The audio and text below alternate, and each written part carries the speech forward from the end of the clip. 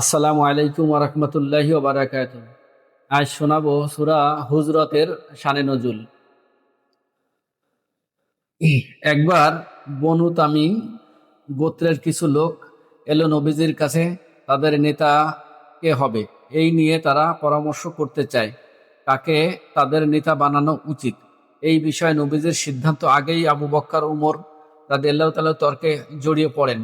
এমনকি একসময় তাদের গলার আওয়াজ বেশি উঁচু উঠে যায়। এই সূরায় আল্লাহ জানিয়ে দিলেন, নবীর সামনে গলা আওয়াজ চড়া হবে না। আরেকদিন রাসূল সাল্লাল্লাহু আলাইহি সাল্লাম নিজের হুজরায় বিশ্রাম নিচ্ছিলেন। এমন সময় কিছু বেদুইন এসে বাইরে থেকে ইয়া মুহাম্মদ বলে জোরে জোরে ডাকতে থাকে। সূরার পরের অংশে আল্লাহ এই আচরণের ব্যাপারে সাবধান করে দিলেন, জানিয়ে দিলেন রাসূলকে তার নাম ধরে ডাকা যাবে না। এর কিছুদিন বাদে যাকাত সংগ্রহ করতে ওয়ালিদ ইবনে উকবাকে একটা গোত্রের কাছে পাঠালেন নবীজি। এটা ভুল বুঝাবুঝিতে জাকাত না নিয়ে চলে এলেন তিনি।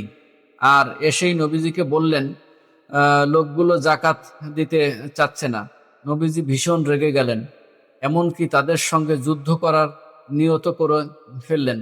এমন সময় তারা এসে জানালো, আমরা তো জাকাত না দেওয়ার কথা ভাবিনি। ওয়ালিদ তো জাকাত না নিয়েই চলে এলো। তখন আল্লাহ জানালেন, কোনো সিদ্ধান্ত নেওয়ার আগে ভালো করে খোঁজ খবর নিও, না হলে পরে আফসোস করতে হবে। এছাড়া আরেকটি গোত্র নবীজির কাছে নিজেদের গোত্রের গুণগান করতে থাকলে আল্লাহ তাদের সমালোচনা করেন। অর্থাৎ ইসলামে গোত্র বা বংশ প্রীতির কোনো স্থান নেই। সব মিলে এই সূরায় আল্লাহ নাজিল করেছেন মুমিনদের আদব কায়দা ও সামাজিক আচরণ ও শিষ্টাচার।